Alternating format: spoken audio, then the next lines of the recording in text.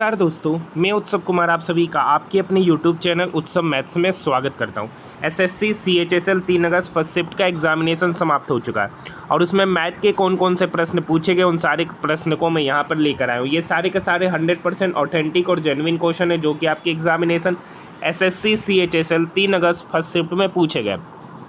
तो वैसे स्टूडेंट जो अभी तक हमारे चैनल को सब्सक्राइब नहीं किए तो आप हमारे चैनल को सब्सक्राइब कर सकते हैं, साथ ही साथ इस वीडियो को अपने दोस्तों के साथ ज़्यादा से ज़्यादा शेयर कर सकते हैं। तो आइए हम लोग समय को ना बर्बाद करते हुए अपनी इस वीडियो को शुरू करते हैं। आज हम लोग सबसे पहले बात करेंगे कि किस किस टॉपिक से कितने प्रश्न पूछे गए। तो प्रॉफिट एंड लॉस से जो आपके एग्जामिनेशन में है वो 3 क्वेश्चन देखने को मिले हैं। परसेंटेज से 2 क्वेश्चन देखने को मिले हैं, जो दोनों क्वेश्चन आपके जनसंख्या से बेस्ड थे। नेक्स्ट क्वेश्चन है जो टाइम एंड डिस्टेंस से देखने को मिला, वो एक क्वेश्चन टाइम एंड डिस्टेंस से देखने को मिले। टाइम एंड वर्क से 2 क्वेश्चन देखने को मिले। SICI से 2 क्वेश्चन देखने को मिले। एवरेज से 1 क्वेश्चन देखने को मिला है और रेशियो एंड प्रपोर्शन से भी 1 क्वेश्चन देखने को मिले। रेशियो प्रपोर्शन से क्वेश्चन क्या दे रखा था कि A/B/C तीनों का रेशियो दे रखा था और बोल रहा था कि B जो है C से इतना ज़्यादा है, B C से इतना ज़्यादा है। तो यहाँ से उसके जो B और C के जो रेशियो का डिफरेंस था वो ज़्यादा के बराबर था। तो आपसे पूछा है कि A B से कितना ज़्यादा, तो आपसे पूछा है कि A B से कितना ज़्यादा है। तो ये क्वेश्चन आपके एग्जामिनेशन में पूछे गए। डाटा नहीं मिला इसलिए मैं आपको ऑरली यहीं पे बता दिया। ट्रिगोनोमेट्री से आपके एग्जामिनेशन में 3 क्वेश्चन देखने को मिले हैं। एलजेब्रा से 2 से 3 क्वेश्चन आपके एग्जामिनेशन में देखने को मिले। ज्योमेट्री से आपके एग्जामिनेशन में वही सर्कल वाला फॉर्मूला से और ट्रायंगल का एरिया निकालने से संबंधित क्वेश्चन पूछा गया। मेंसुरेशन से बेलन वाला क्वेश्चन पूछा गया है। DI से शायद आज स्टूडेंट ने बताया 2 क्वेश्चन पूछे गए। नंबर सिस्टम से आपके डिविजिबिलिटी वाले क्वेश्चन पूछे गए। तो आइए देखते हैं क्या क्या प्रश्न पूछा गया है। देखिए एक क्वेश्चन आपके स्क्रीन के ऊपर नज़र आ रहा है कि एक समद्विबाहु त्रिभुज की समान भुजा 5 सेंटीमीटर है, मतलब इसकी 2 भुजा कितना है 5 सेंटीमीटर है। ये भुजा मान लीजिए ये 2 समान भुजा ये दोनों 5 है और एक भुजा 8 सेंटीमीटर और एक भुजा 8 सेंटीमीटर। यहाँ पर हम परपेंडिकुलर ड्रॉ करेंगे तो ये परपेंडिकुलर जो है इसको 2 बराबर भागों में डिवाइड करता है, तो ये दूरी कितना हो गया 4 हो गया। आप बताइए पाइथागोरस थ्योरम से ये अगर 5 है ये 4 है तो ये हाइट कितना हो जाएगा 3 सेंटीमीटर, यानी हाइट पता चल गया 3 सेंटीमीटर। तो आइसोसेलेस ट्रायंगल का एरिया क्या होगा 1/2 इंटू बेस इंटू हाइट।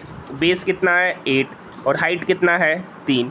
ये 2 इस 8 को काटेगा 4 बार में, 4 इंटू 3 कितना हो गया 12 सेंटीमीटर स्क्वायर। इस क्वेश्चन का उत्तर है। यही क्वेश्चन आपके एग्जामिनेशन में पूछे गए। नेक्स्ट क्वेश्चन है, नेक्स्ट क्वेश्चन पूछा गया है कि ABC तीनों मिलकर किसी काम को 8 दिन में करते। ABC तीनों मिलकर किसी काम को 8 दिन में करते। A अकेला उस काम को 20 दिन में करता है, ठीक है, और B उसी काम को 24 दिन में करता है। तो यहाँ पे 8, 20, 24 तीनों का LCM लेंगे तो 120 होगा। कितना होगा 120 होगा, ठीक है। तो A + B + C 8 दिन में 120 काम करते हैं तो A + B + C की एफिशिएंसी कितना होगी 15। A 20 दिन में 120 काम किया तो A की एफिशिएंसी कितना हो गया 6।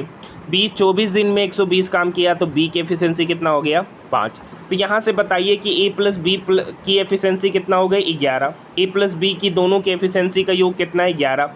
A + B + C का एफिशिएंसी का योग कितना 15। तो C का एफिशिएंसी कितना निकल के आ जाएगा 4, क्योंकि A + B + C 15 और A + B 11, तो C का एफिशिएंसी पता चल गया 4 दिन।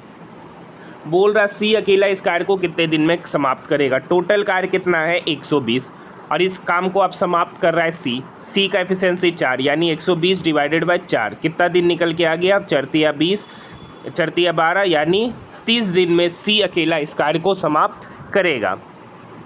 नेक्स्ट क्वेश्चन, एक क्वेश्चन पूछा गया कि sin x + cos x का value √3/2 then find tan x + cot x। तो देखिए यहाँ sin x + cos x का वैल्यू √3/2 है। दोनों तरफ हम क्या कर देंगे स्क्वायर करेंगे, तो इधर हो जाएगा A + B का होल स्क्वायर, इधर हो जाएगा A + B का होल स्क्वायर, मतलब sin x + cos x का होल स्क्वायर क्या होता है sin square x + cos square x + 2 sin x cos x + 2 sin x cos x। √3/2 का स्क्वायर करेंगे तो कितना हो जाएगा 3/4। अब बताइए sin square x + cos square x कितना होता है 1। ये 1 इक्वल के इधर आएगा तो कितना होगा -1। यहाँ से आपको पता चल गया 2 sin x × कॉस एक्स का वैल्यू कितना हो गया 3/4 माइनस 1 यानी -1/4। ये किसका value 2 sine X cos X का वैल्यू है। अब tan X plus cot X का मतलब होता है ऊपर हो जाएगा sine square X plus cos square X 1 और नीचे होगा आपका basically sine X into cos X, basically आपका sine X into cos X. 2 sine X cos X का भी वैल्यू निकाले, 2 साइन एक्स कोस एक्स का वैल्यू कितना आया -1/4। तो साइन एक्स कोस एक्स का वैल्यू कितना होगा, साइन एक्स कोस एक्स का वैल्यू हो गया -1/8। साइन एक्स कोस एक्स का वैल्यू हो गया -1/8। आपसे 1 साइन एक्स कोस एक्स पूछ रहा है यानी 1/1 ऑफ -8। तो ये 8 ऊपर चला जाएगा, माइनस पहले से मल्टीप्लाई है तो -8 यानी 10x प्लस कोट एक्स का जो वैल्यू होगा वो कितना होगा -8 होगा। नेक्स्ट क्वेश्चन पूछा गया है कि किसी शहर की 2 साल पहले जनसंख्या 1 लाख थी, पहले साल 5.5% की वृद्धि हुई, दूसरे साल 3% की वृद्धि हुई, तो वर्तमान जनसंख्या ज्ञात कीजिए। देखिए वैसे स्टूडेंट जो एसएससी सीजीएल का एग्जामिनेशन देते हैं, एग्जामिनेशन से छूटने के बाद आपको जो भी मैथ के क्वेश्चन याद रहे, टेलीग्राम मैसेज का लिंक वीडियो के डिस्क्रिप्शन में दे रखा, आप वहाँ पर मुझे मैथ के क्वेश्चन भेज सकते हैं।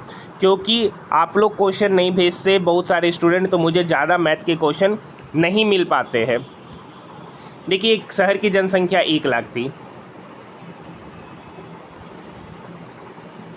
ठीक है, ये एक शहर की जनसंख्या, पहले साल 5.5% की वृद्धि हुई तो कितना हो गया 105.5% हो गया। फ्रैक्स प्रतिशत हटाएंगे तो नीचे 100 आएगा। फिर 3% की वृद्धि हुई तो कितना हो गया 103/100% हो गया।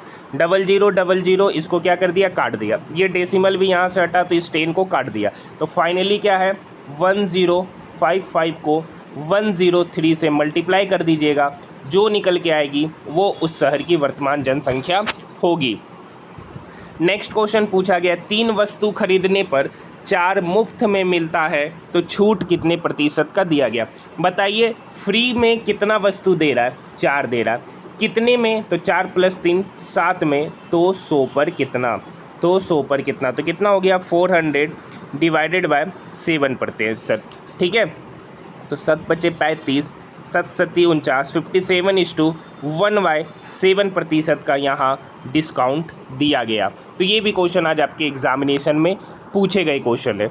देखिए एक अलजेब्रा का क्वेश्चन मुझे कंप्लीट तो नहीं मिला, a + b + c का होल स्क्वायर से संबंधित फॉर्मूला से क्वेश्चन पूछे गए। अगर जो एग्जामिनेशन दिए उनको क्वेश्चन याद है तो कमेंट में ज़रूर बताइएगा कि क्वेश्चन क्या था।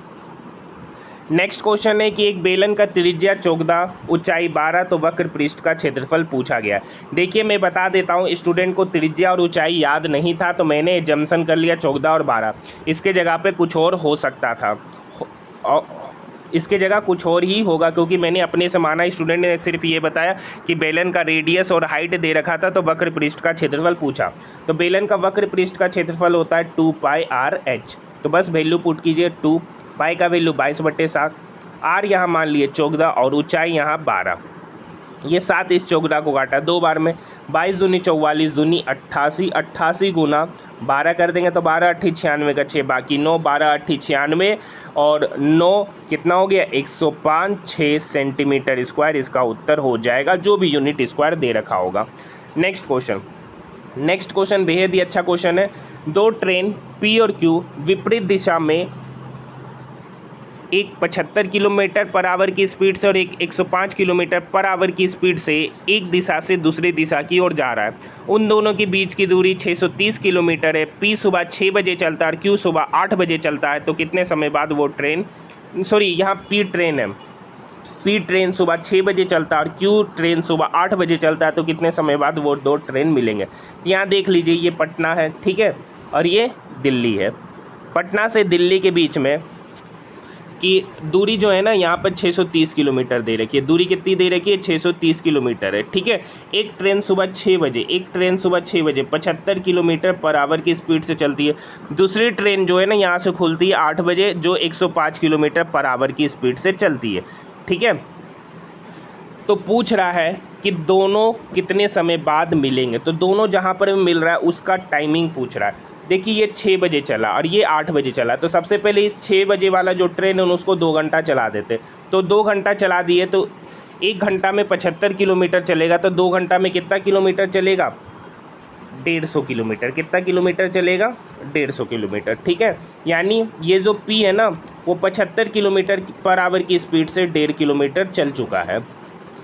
अब वो ट्रेन यहाँ है और ये वाला जो ट्रेन यहाँ है ये यहाँ पर आके मिलेगा, क्योंकि 8 बजे तक ये ट्रेन 150 किलोमीटर कवर कर चुका है, जबकि Q जो है वो दिल्ली में ही है। ठीक है, और ये ट्रेन यहाँ से चला तो यहाँ पर आके मिला। जहाँ पे मिल रहा वो टाइमिंग आपसे पूछ रहा। तो अब एक बात बताइए, इस क्वेश्चन में टाइम क्या है? कांस्टेंट है। टाइम क्या है? कांस्टेंट है। तो स्पीड जो होगा वो डायरेक्टली प्रोपोर्शनल होगा डिस्टेंस के। यहाँ पर जो स्पीड का रेशियो है वो 75:105 है। क्या है? 75:105, यानी 15 × 75, 15 × 7 105। ठीक है, तो डिस्टेंस भी क्या होगा? 5:7 की होगा। तो यहाँ पे 5 × 7 12 यूनिट, यहाँ पर 5 × 7 12 यूनिट, 12 यूनिट इतना है, 12 यूनिट इतना है। ठीक है, यहाँ से यहाँ का डिस्टेंस है 12 यूनिट, और एक्चुअल में कितना डिस्टेंस है? तो 630 - 150 0, 13 में से 5 गया 8 और 5 में से 1 गया 4, यानी 12 यूनिट का वैल्यू कितना किलोमीटर दे रखा है? 480 किलोमीटर। 12 यूनिट का वैल्यू कितना किलोमीटर दे रखा है? 480। तो 1 यूनिट का वैल्यू कितना हो गया? 12 × 4 = 48, 40 किलोमीटर। 1 यूनिट का वैल्यू कितना हो गया? 40 किलोमीटर। ठीक है, तो 5 यूनिट का वैल्यू कितना हो जाएगा? तो 5 × 40 200 किलोमीटर। 5 यूनिट का वैल्यू कितना हो गया? 200 किलोमीटर, यानी 200 किलोमीटर हो गया। ठीक है, ये 200 किलोमीटर 8 बजे से 75 किलोमीटर पर आवर की स्पीड से P जाता है। तो 200 / 5 करेंगे तो ये कटा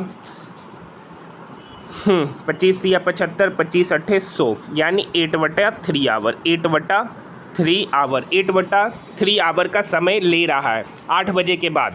ठीक है, तो 8/3 आवर का मतलब हो गया 2:2/3 घंटा, मतलब 2 घंटा 40 मिनट का समय ले रहा है। 2 घंटा 40 मिनट का समय ले रहा 8 बजे के बाद, यानी 8 बजे से 2 घंटा 40 मिनट बात करने का मतलब है 10:40 पर वे दोनों ट्रेन आपस में मिलेंगी, जो इस क्वेश्चन का सही उत्तर है।